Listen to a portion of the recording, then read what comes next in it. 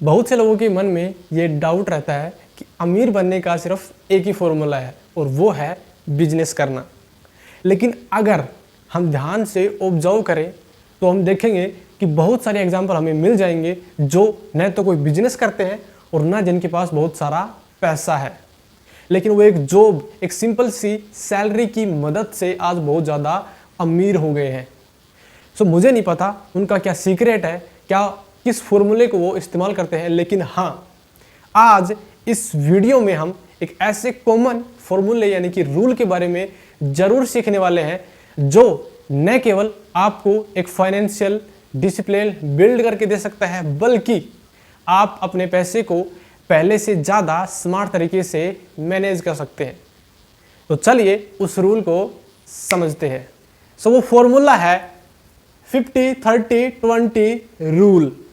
देखिए, किसी भी चीज़ में सक्सेस होने के लिए आपको बहुत सारे फॉर्मूले मिल जाएंगे, बहुत सारे तरीके मिल जाएंगे, लेकिन अगर आप सच में सक्सेस होना चाहते हैं तो आपको किसी एक फॉर्मूले को स्ट्रिक्टली और पूरी ईमानदारी के साथ फॉलो करना पड़ेगा।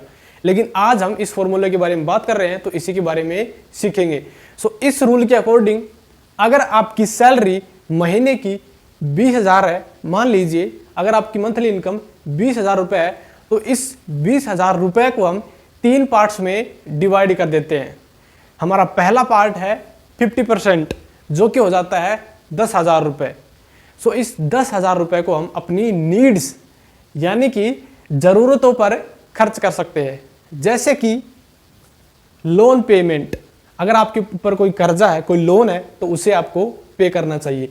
उसके बाद में कोई बिल हो गया जैसे कि इलेक्ट्रिसिटी का, गैस का, कोई रेंट है, कोई किराया है, ग्रोसरी, घर का सामान जो कि एक बेसिक चीज़ है, सबसे ज़रूरी चीज़ है, एंड बच्चों की एजुकेशन, एंड इसके अलावा बाकी सारे खर्चे आपको इस 10,000 रुपये में कंप्लीट करने पड़ेंगे। हो सकता है बजट थोड़ा सा गड़बड़ा जाए, थोड़ा सा बाहर चला जाए, लेकिन कोशिश कीजिए कि आप अपनी इन सारी चीज़ों को इन 10,000 रुपये में ही कंप्लीट कर पाएँ, क्योंकि बाद में आपको बाकी चीज़ें मैनेज करने में तकलीफ नहीं होगी।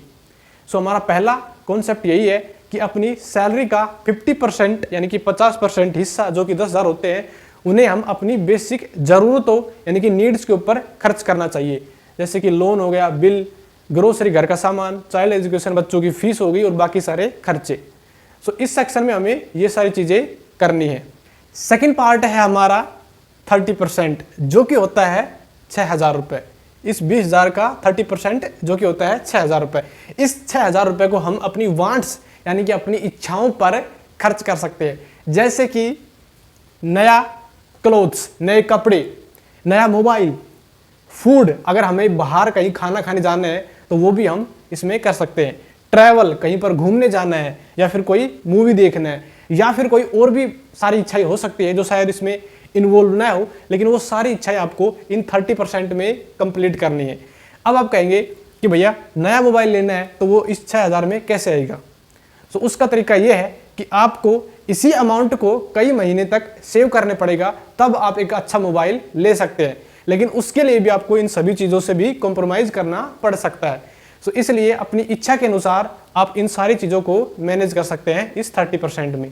एंड लास्ट और सबसे इंपॉर्टेंट, सबसे महत्वपूर्ण जो पार्ट है वो है हमारा 20% जो कि होता है 4,000 रुपये।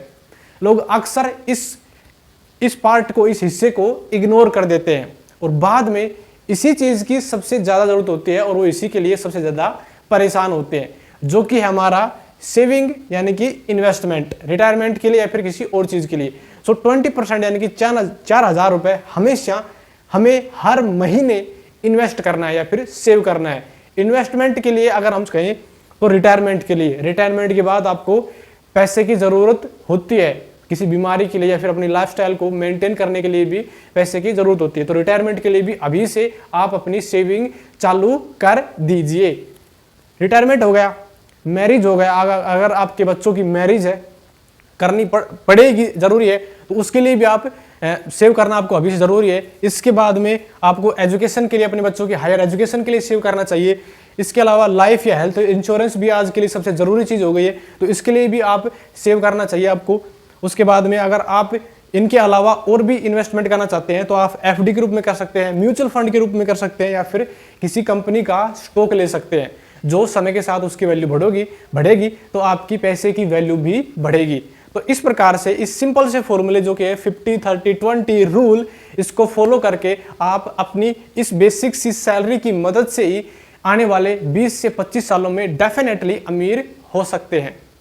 सो इस वीडियो में यहीं तक, उम्मीद करते हैं आपको ये रूल अच्छे से समझ आया होगा। सो इस वीडियो को लाइक कीजिए, कमेंट कीजिए कि आपको क्या चीज़ समझ में नहीं आई और क्या चीज़ हम इंप्रूव कर सकते हैं आगे आने वाले वीडियो में, और इस चैनल को ज़रूर सब्सक्राइब कीजिए।